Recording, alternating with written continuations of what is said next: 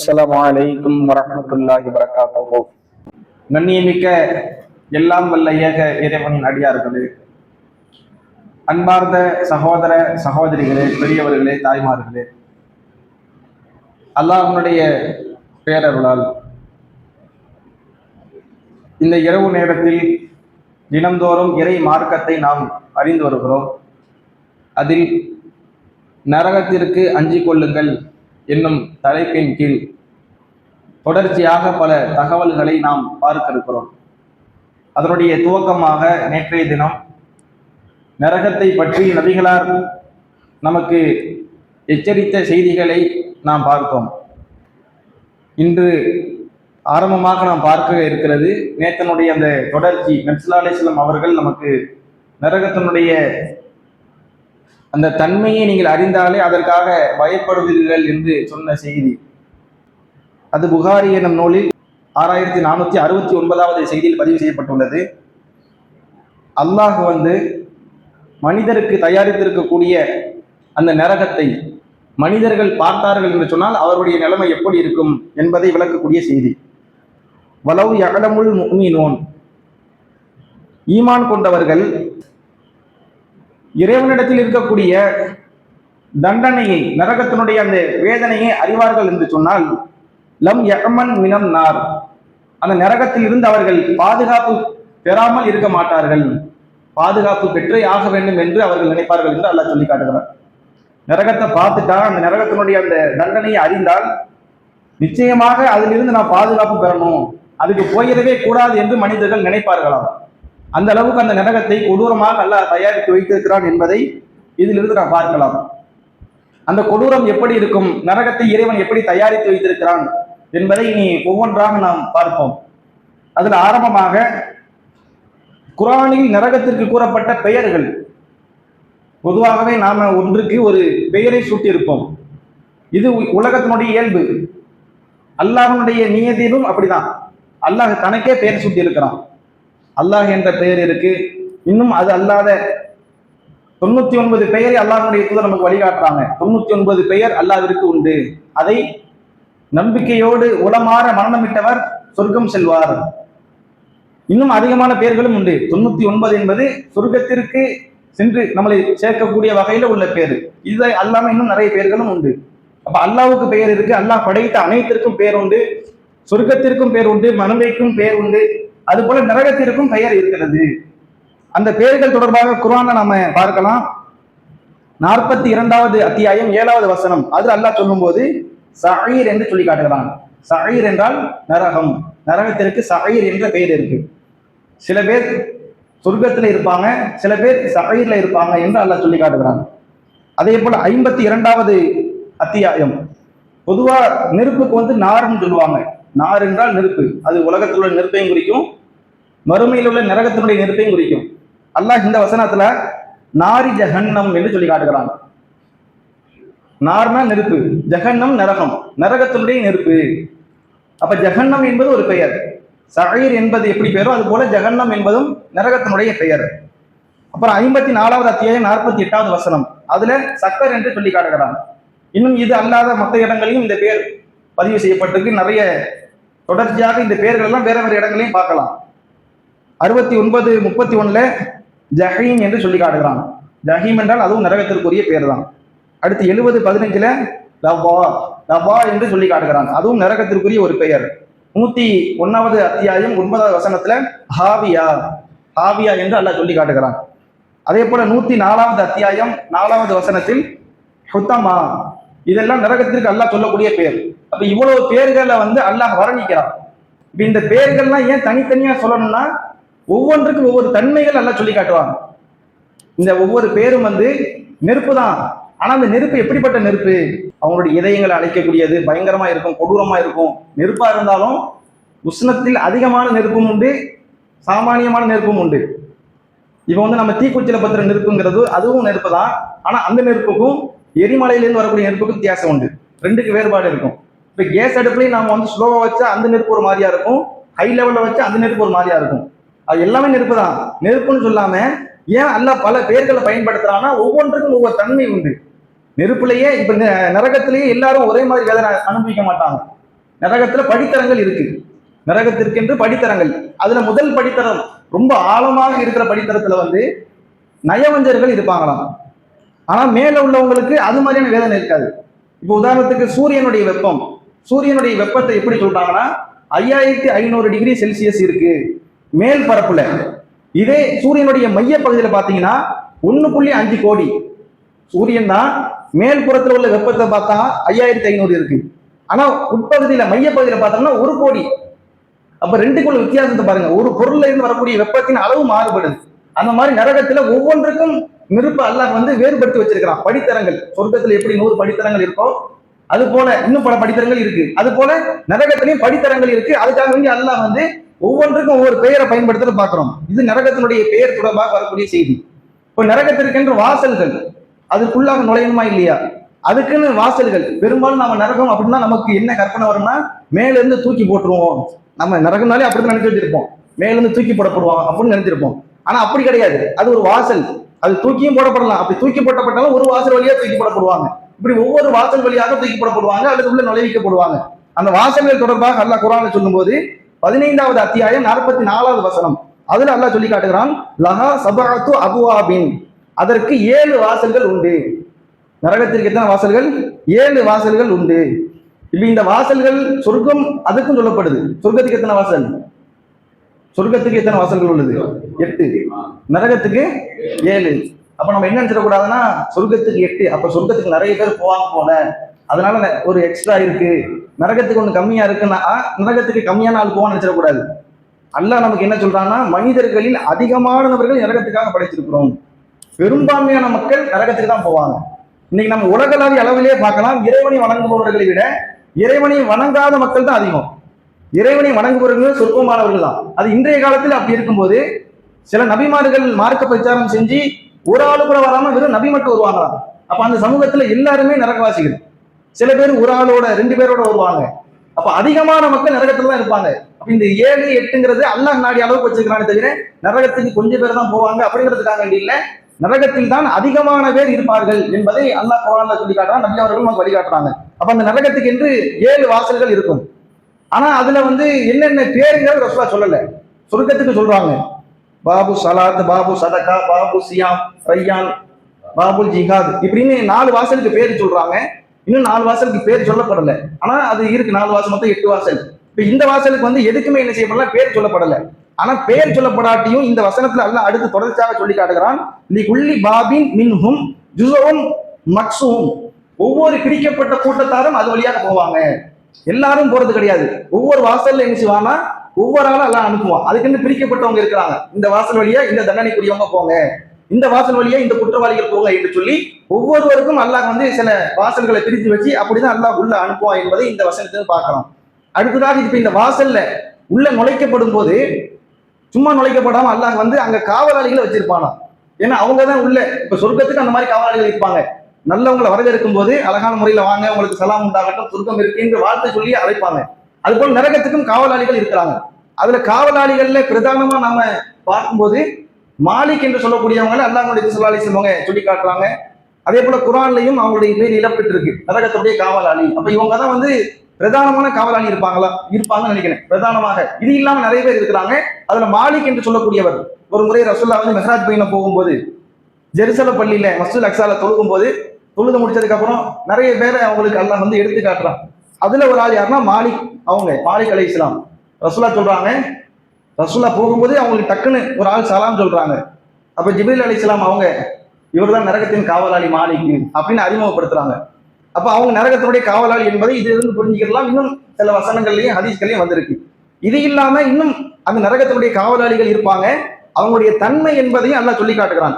66வது அத்தியாயம் 6வது வசனம், அதுல அல்லாஹ் சொல்லி காட்டுகிறான், நரகம் என்பது அது மனிதரும் கற்களும் தான் எரிபொருளாக இருப்பார்கள், இப்படியான தன்மைகள் கொண்டு சொல்லிட்டு அதன் மேல் எப்படிப்பட்டவங்க இருப்பாங்க அப்படின்னு அல்லாஹ் சொல்லும்போது, அலைஹா மலாயிகத்து கிலாதும் ஷிதாதும், அதன் மேல் அந்த நரகத்தினுடைய மேற்பகுதியில கடுமையும் கொடூரமும் நிறைந்த வானவர்கள் இருப்பாங்க. அவங்க எப்படி இருப்பாங்கன்னா பார்க்கறதுக்கு ஒரு நீட்டா வானவர்களாலே அழகான தோற்றம் என்று நாம் நினைக்க கூடாது. அல்லாஹ் நரகத்தில் உள்ள காவலர்கள் எப்படி வச்சிருக்கிறானா கடுமையும் கொடூரமும் நிறைந்த வானவர்கள் வச்சிருக்கானா, பார்க்கும் போதே பயங்கரமா இருக்கும். இப்ப வந்து நாம சிறைக்கு போனா கூட அங்க உள்ள காவலாளிகள் பார்க்கறதுக்கு எப்படி இருப்பாங்க, நல்லா பார்க்கறதுக்கு நீட்டா அந்த மாதிரியா இருப்பாங்க. அவனை பார்த்தாலே நமக்கு பயம் வரணும், அந்த மாதிரியா தான் வச்சிருப்பாங்க. இப்போ உலகத்திலே அப்படிதான். இப்போ ஒரு ஆள் அரெஸ்ட் பண்ணிட்டு வாங்கன்னு சொன்னா இருக்கிறதுலே சொங்கியா பிடிச்சி அரெஸ்ட் பண்ண அனுப்புவாங்க. அவனை ஹேண்டில் பண்ற அளவுக்கு இவருக்கு என்ன செய்யணும்னா வலிமை இருக்கணும். அப்ப அந்த மாதிரி ஆட்களை தான் செய்வாங்க. சிறைகள்ல இதுக்குன்னே தனி சிறைகள்லாம் வச்சிருக்கிறாங்க. தண்டனைகள்ல வந்து கொடூரமா கொடுக்கறதுக்கு என்று சில நபர்கள் நியமிக்கப்பட்ட மாதிரியா சிறைகள்லாம் இருக்கு. இப்ப அது மாதிரி அல்லாஹ் என்ன செய்யறான்னா, வானவர்கள்ல நல்ல அழகான தோற்றம் உள்ள நல்ல வானவர்கள் இருக்கிறாங்க. அவங்க எல்லாம் சொர்க்கத்துக்குரியவங்களுக்கு அனுப்பப்பட்டுவாங்க. இப்ப நரகத்துக்கு எல்லாம் இப்படிலாம் கடுமையும் கொடூரமும் நிறைந்த வானவர்கள். நம்ம போனா கூட அவங்கள்ட்ட என்ன செய்ய முடியாதுன்னா பேச முடியாது. அந்த மாதிரியா இப்ப உதாரணத்துக்கு ஹாஸ்டல்ல இருக்கிறவங்க வந்து ஆசிரியரை விட வார்டனா இருக்கிறவர் கடுமையா கோபமெல்லாம் இருப்பாரு. ஆசிரியர்கிட்ட கூட சார்ட்ட கூட நம்ம பேசிடலாம், இதெல்லாம் சொல்லிடலாம். ஆனா வார்டனை பார்த்தோம்னா எரிஞ்சு விழுவாரு, எதுவுமே பேச முடியாது. சாரை விட இவங்களுக்கு தான் பயப்படுவாங்க. அந்த மாதிரியெல்லாம் இருக்கிறது பார்க்க, ஏன்னா அப்பதான் அவரை கண்ட்ரோல் பண்ண முடியும். அப்ப அந்த மாதிரி அல்ல அந்த நரகத்துல வேதனை செய்யறதுக்காக வேண்டி ஒவ்வொரு ஆளுக்கும் தண்டனை கொடுக்கறதுக்காக வேண்டியும் எப்படி வச்சிருக்கிறாங்கன்னா கடுமையும் கொடூரமும் நிறைந்த வானவர்கள். இவங்களுடைய தன்மை எப்படி இருக்குன்னு அல்ல இன்னும் சொல்லும் போது, லா யஸூனல்லாஹமா அமரகும், அல்லாஹ் அவர்களுக்கு கட்டளையிட்ட ஒன்றில் அவர்கள் மாறு செய்ய மாட்டார்கள், குறை வைக்க மாட்டார்கள். அல்லாஹ் என்ன சொன்னானோ அதை செய்வாங்க. இவனை தண்டிக்கணும், இறக்கம் பார்க்கறது. சில பேர் காசு வாங்கிட்டு காசு கொடுத்துட்டு அல்லது கொஞ்சம் பாவமா இருக்கு விட்டுருவோம் அப்படி நினைப்பாங்களே இல்லையா? நரகத்துல அந்த பேச்சுக்கு இடம் கிடையாது. அல்லாஹ்வுடைய கட்டளை என்னவோ அதை செயல்படுத்துவாங்க. இவனை கடுமையான முறையில தண்டிக்கணும், இவனுக்கு கொடூரமான வேதனை கொடுக்கணும், இவனை நீ துன்புறுத்தணும். அப்படின்னா ஈவு இறக்கமே இருக்காது. ஈவு இறக்கம் பார்க்கறதே இல்லை. அதெல்லாம் உலகத்தோட முடிஞ்சிருச்சு. கருணை காட்டுறதெல்லாம் நரகத்துக்கு போயிட்டேன்னா முழுக்க முழுக்க தண்டனை தான். அதுல எந்த ஒரு பாரபட்சமும் இருக்காது. கொடுமையாக அவங்க வந்து வேதனை செய்யப்படுவாங்க. அதுக்காக வேண்டி அல்லாஹ் இது மாதிரியான வானவர்கள் என்ன செஞ்சிருக்காங்கன்னா அங்க நியமிச்சிருக்கிறான் என்பதை இந்த செய்தி நமக்கு சொல்கிறது. இப்ப அந்த நரகத்தினுடைய நெருப்பினுடைய தன்மையை பற்றி ரசூலுல்லாஹ் சொல்றாங்க. இது புகாரில 3265வது செய்தியாக பதிவு செய்யப்பட்டுள்ளது. ஜுஸஉம் மின் 70 ஜுஸஅம் மின் நாரி ஜஹன்னம். உங்களுடைய உலகத்தினுடைய நெருப்பு, அதை ரசூலுல்லாஹ் நமக்கு விளக்குறாங்க. உங்களுடைய உலகத்துடைய நெருப்பு என்பது எந்த அளவுக்கு தெரியுமா? மறுமையில உள்ள 70 பங்குனுடைய ஒரு பங்கு தான். மறுமையினுடைய நெருப்பு என்பது 70 பங்கு. அதுல ஒரே ஒரு பங்கை எடுத்து அதை அல்லாஹ் என்ன செஞ்சிருக்காங்கன்னா உங்களுக்கு கொடுத்திருக்கிறான். அப்ப ஒரு பங்கு தான் இந்த உலகத்தில் நீங்க பயன்படுத்துற நெருப்பு. இப்ப உலகத்துல நம்ம பயன்படுத்துற நெருப்புனா என்னது? நம்ம வீட்டுல பயன்படுத்துறதா, அல்லது அதிகப்படியான நெருப்பா, அல்லது சூரியனுடைய வெப்பத்தை கொண்ட நெருப்பா? வேறுபட்ட நெருப்பா இருக்கு. இருக்கிறதுல உச்சபட்சம் தெரிஞ்சுக்கிறங்க. அப்படின்னா சூரியனுடைய நெருப்பு. அப்ப சூரியனுடைய நெருப்பினுடைய அளவு நம்ம ஆல்ரெடி சொன்னோம். அதனுடைய மேற்பரப்பில் 5500 டிகிரி இருக்கும், உட்பகுதியில 1.5 கோடி. அப்ப இது இது கற்பனை பண்ண முடியுதா? 1 கோடி டிகிரி செல்சியஸ். இப்ப உலகத்துல நம்ம தோராயமா அதிகப்படியான வெப்பத்தினுடைய அளவு என்ன வந்திருக்குன்னு தேடி பார்க்கும்போது 1913ல கடுமையான அளவுக்கு வெயில் வந்துச்சான். என்ன அளவுக்குன்னா 56.7 டிகிரி செல்சியஸ். உலகத்துல கடுமையான அளவுக்கு வெயிலினுடைய தாக்கம் 56 டிகிரி. இந்த வெயில் வந்தது, அதை நம்மளால தாங்க முடியாது. இப்போ உள்ள சூரியன் 25, 30, 40ன்னு போனாலே ரொம்ப கஷ்டமா இருக்கு. 56 அது ரொம்ப கஷ்டம். ஆனா இது உலகத்துல வந்து அதிகப்படியானது. ஆனா மறுமையோட ஒப்பிடும்போது, மறுமையை விட்டுருங்க, சூரியனோட ஒப்பிடும்போது கூட இது ஒண்ணுமே இல்லை. சூரியனுடைய மேற்பரப்போடு ஒப்பிடும்போது கூட இது ஒண்ணும் இல்லை. அப்ப மையப்பகுதியோடு ஒப்பிடும்போது, நரகத்தோடு ஒப்பிடும்போது, இப்ப இதனாலதான் சகாபாக்கள் கேட்கிறாங்கன்னா, அல்லாஹ்வுடைய தூதரே, உலகத்துல உள்ள ஒரு நெருப்பை வச்சு மனிதனை தண்டித்தாலே போதுமானது, ஏன்னா இதுவே கஷ்டப்படுத்திடும். இப்ப இன்னைக்கு ஒரு ஆளு தீ குளிக்கிறாரு அல்லது நெருப்புல போய் விழுந்துட்டாரு அப்படின்னா அவருடைய உடல்நிலை எப்படி இருக்கும்? பார்க்கறதுக்கே பரிதாபமா இருக்கும். தோலெல்லாம் கருகி, உடம்பெல்லாம் கருகி, இருந்த இடம் தெரியா ஆளே அப்படி தோற்றம் முற்றிலும் மாறி போயிடுவார். நெருப்புல எரிஞ்சவங்க எல்லாம் பார்த்தோம்னா பார்க்கறதுக்கே கொடூரமா இருக்கு. என்னடா இவரு அவ்வளவு அழகான தோட்டத்தில் இருந்திருப்பாரு, பார்த்தா நெருப்புல உளுந்துட்டு எந்திரிச்சது அப்படியே முழுமையா தோற்றமே மாறி ரொம்ப கவலைக்குரியதா மாறிடும்.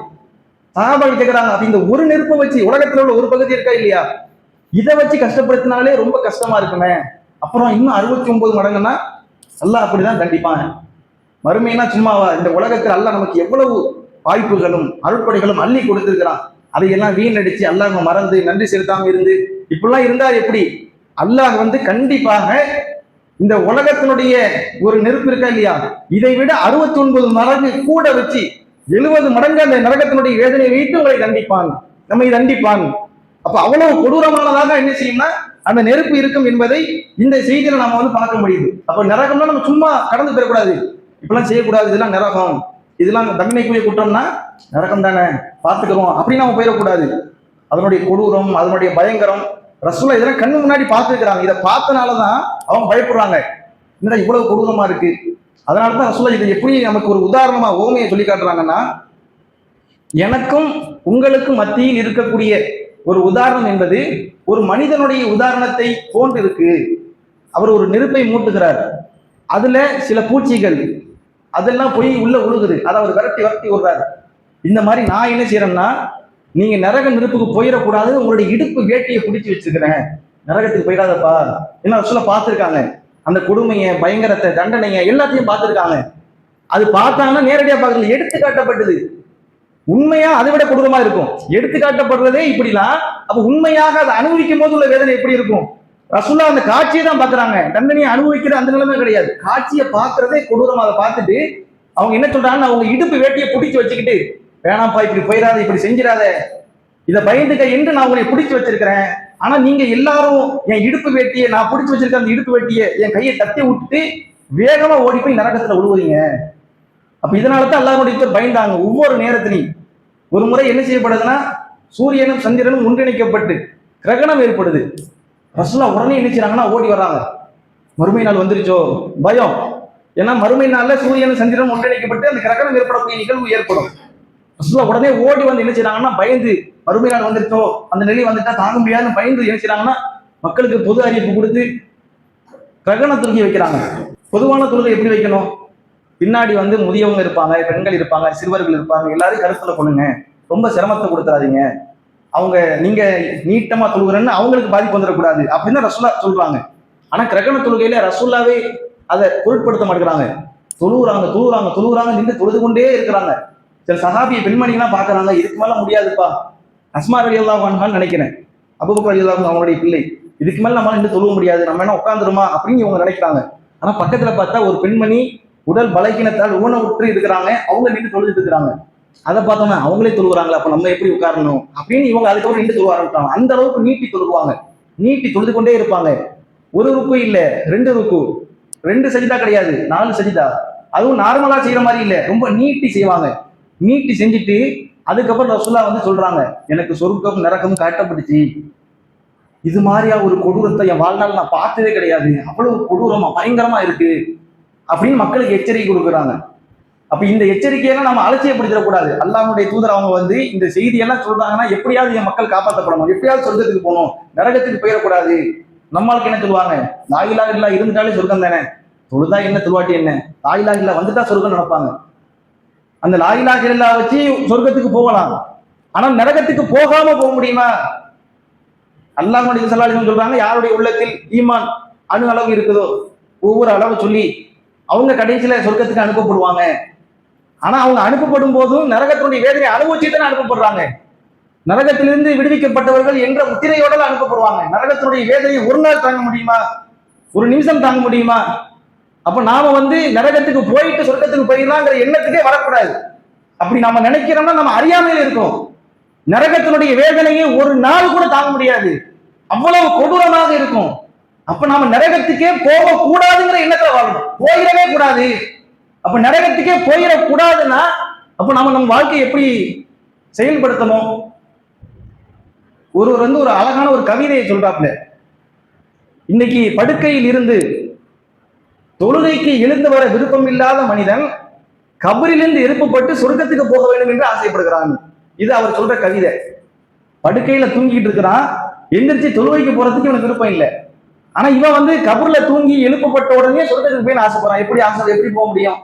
என்ன செஞ்சிருக்க, சொர்க்கத்துக்கு போறதுக்கு உனக்கு என்ன இருக்கு?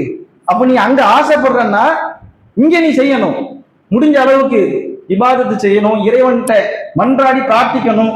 நரகத்துக்கு போயிடவே கூடாதுப்பா, நரகமே வேணாம், நரகத்தினுடைய அந்த உஷ்ணமே வேண்டாம். அதனாலதான் அல்லாஹ்வுடைய ஸல்லல்லாஹு அலைஹி வஸல்லம் சொல்றாங்க, ஒவ்வொரு மனிதனுக்கும் 2 வீடு உண்டு. மறுமையினால 2 வீடு இருக்குமா, ஒண்ணு சொர்க்கத்துல இருக்கும், இன்னொன்னு நரகத்துல இருக்கும். 2 வீடுமே அல்லாஹ் வச்சிருப்பான், ஏற்பாடு செஞ்சிருப்பானா. இப்ப ஒரு ஆள் நரகத்துக்கு போயிட்டாரு, அப்ப அல்லாஹ் என்ன செய்யறான், நீ சொர்க்கத்துக்கு போனா உனக்கு என்ன இடம் கிடைக்குன்னு நீ பாரு, அதை காமிப்பானா. இது வந்து கொடூரத்திலையும் கொடூரம். ஏன்னா இவன் போறது அனுபவிக்கிறது நரகம், நீ இதுக்கு போயிருக்கணும், இப்ப பாரு எங்க வந்து கிடக்கணும். அப்ப அவன் மனசு என்ன இருக்கும், இப்படி பண்ணிட்டோமே, இவ்வளவு நெருக்கடியா போயிடுச்ச, அழகா நம்ம சொர்க்கத்துக்கு போயிருந்துக்கலாம் என்று நினைப்பானா. அது போல சொர்க்கவாசிக்கும் நீ தப்பு பண்ணியிருந்தா தண்டனை அனுபவிக்கக்கூடிய அந்த நரகத்தினுடைய வீட பாரு, அல்லாஹ் காம்பானா. அல்லாஹ் வந்து எடுத்த உடனே சொர்க்கவாசி சொர்க்கத்துக்கு நரகவாசி நரகத்துக்கு போங்க அப்படின்னு சொல்லாம, நீ இதையும் பாரு இதையும் பாரு, நீ அனுபவிக்கிறதுக்கு மாற்றா உள்ளதை பாரு என்று சொல்லிதான் அனுப்புவான்.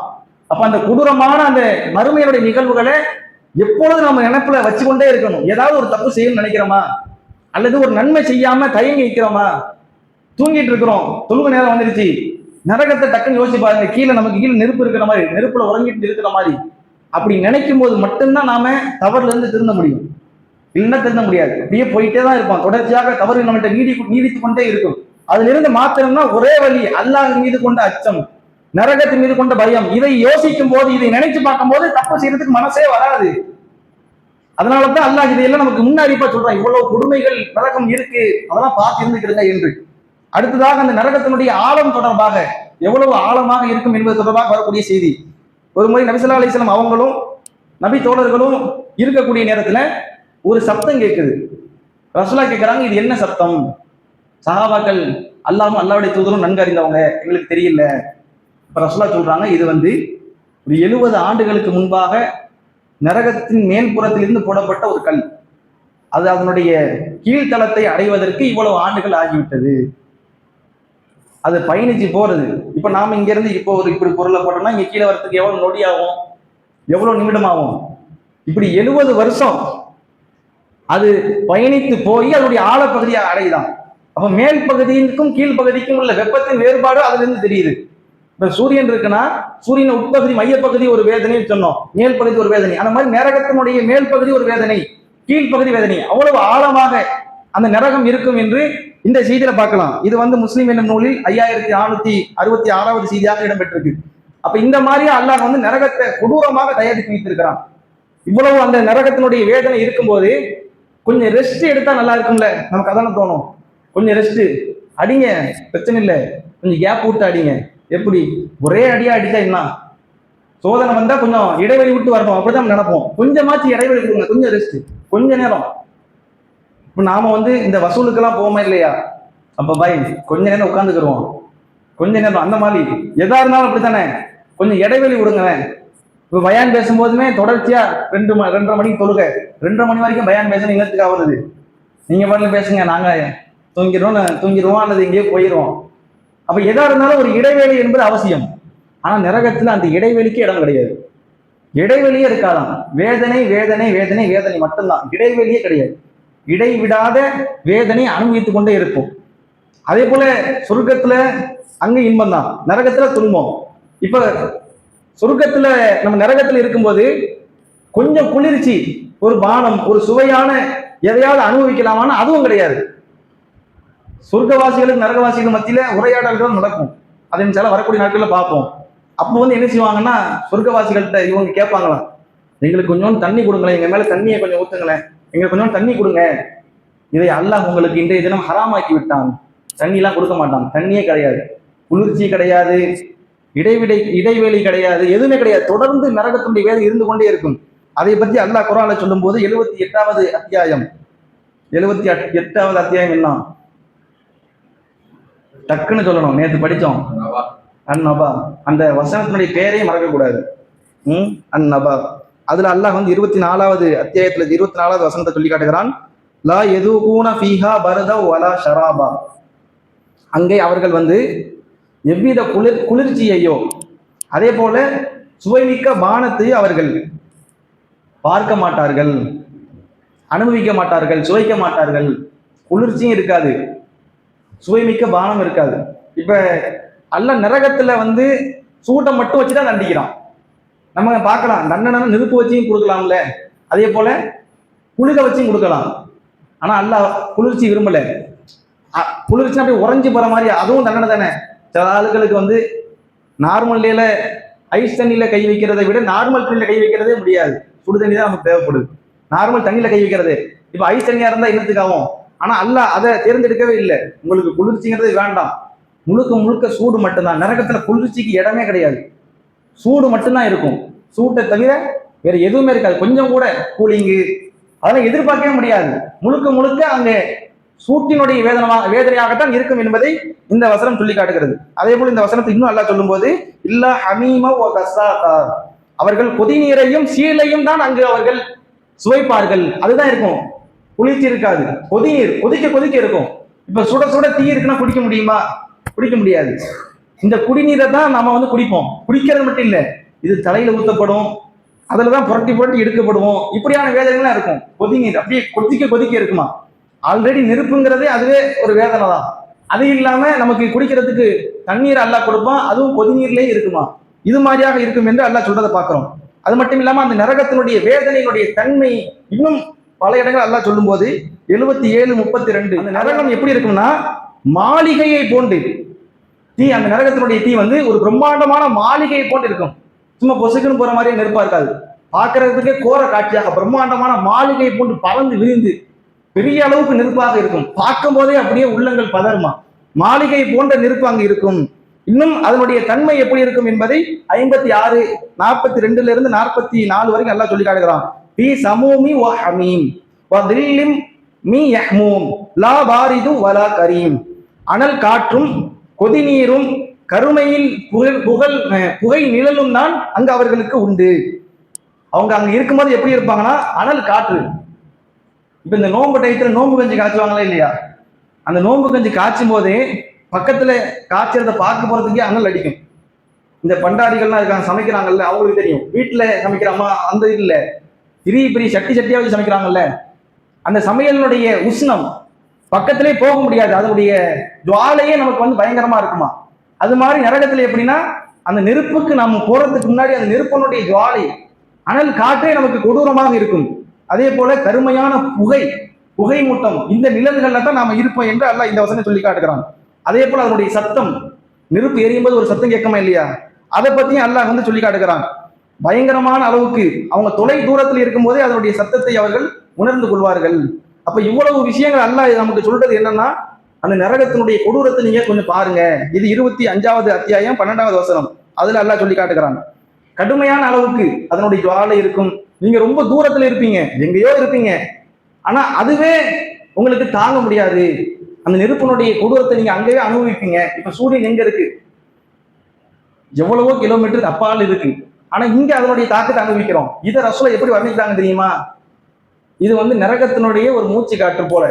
இந்த சூரியனுடைய வெப்பம் என்பது நரகம் வந்து அல்லாட்ட கோரிக்கை வைக்கும் போது நீ வேணா உன்னுடைய அந்த நெருப்பினுடைய ஒரு பகுதியை நீ கொஞ்சம் ஒரு பூமிக்கு காற்றாக அனுப்புற மாதிரி அதனுடைய தாக்கம் தான், நரகத்தினுடைய தாக்கம் தான் சூரியன். அப்ப சூரியனுடைய வெப்பத்தையே தாங்க முடியலன்னா அப்போ உண்மையான நரகத்தினுடைய கொடூரம் எப்படி இருக்கும்? இப்ப சூரியன் எங்கோ இருக்கு.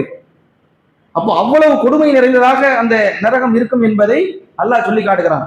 இப்ப இப்படி பத்த வைக்கப்பட்ட நெருப்பு இருக்கா இல்லையா, இது சில நேரங்கள் என்ன செய்யும்னா கொஞ்சம் தனியுமா. நெருப்பு உஷ்ணமா இருக்கும்போது சில நேரம் அப்படியே தனியும். அந்த தனியும் போது அல்லாஹ் சுதாரிப்பா மாணவர்கள்ட்ட சொல்லி கொஞ்சம் அணைந்த மாதிரி இருக்கு பாரு, கொஞ்சம் இன்னும் பத்தி எரிய விடுங்கிறது சொல்லுவானா. 17வது அத்தியாயம் 19வது வசனம். அதுல அல்லாஹ் சொல்லி காட்டுகிறான், குல்லமா ஹபத், அந்த நெருப்பு கொஞ்சம் தனியும் போதெல்லாம் ஜிதுனாகும் சஈரா, அந்த நெருப்பை நாம் இன்னும் அதிகப்படுத்தி விட்டுருவோம். அதாவது கொஞ்சம் குறையிற மாதிரி இருக்கும்போது ஒரு சந்தோஷம், நெருப்பு குறைய போகுது. கடைசியில பார்த்தா ஜிதுனாகும், அதை விட அல்ல அதிகப்படுத்தி விட்டுருவாங்க. இருக்கிறத விட இன்னும் அதிகப்படுத்தி விட்ட மாதிரியா மொத்தமா எரிஞ்சுக்கிட்டு இருக்கிற மாதிரி ஆயிடுவான். அப்ப இவ்வளவு கொடுமைகள் எல்லாம் எரிஞ்சுவான் நரகத்துல. இன்னும் நரகத்துல என்ன தண்டனை, என்ன வேதனை, எப்படி இருக்குன்னு அந்த நரகம் எப்படி இருக்குன்னு தான் நம்ம பார்த்துட்டு இருக்கோம். அப்ப இந்த நரகத்துல எல்லாம் எரிஞ்சுவான், நம்மளை கொடுமைப்படுத்துவான். இப்ப அல்லாஹ் அந்த நெருப்பை வந்து அதிகப்படுத்துவான்ல, நெருப்பு அதிகப்படுத்துறது, அதை எரிக்கிறது, இதெல்லாம் எப்படி, எதன் மூலம், அதையும் அல்லாஹ் சொல்லி காட்டுகிறாங்க. 66வது வசனம். யா ஐயுவல்லதீன் ஆமனோ, ஈமான் கொண்ட மக்களே, பூ அன்புசக்கும் அஹ்லீக்கும் நாரா, உங்களையும் உங்கள் குடும்பத்தாரையும் நரகத்திலிருந்து தற்காத்துக் கொள்ளுங்கள். ஏன் என்று தெரியுமா என்ற கேள்விக்கு பதிலாக அல்லாஹ் அடுத்த வசனத்துல சொல்ற மாதிரி இருக்கும். அதனுடைய எரிபொருட்கள் வகூதுஹன்னாசு வல் ஹிஜாரா, அதனுடைய எரிபொருட்கள் கற்களும் மனிதர்களும். கல்லும் மனிதனும் தான் எரிபொருள். இப்ப இதெல்லாம் நமக்கு வந்து கற்பனைக்கு எட்டல்ல. கல் எப்படி எரிக்கப்படும்?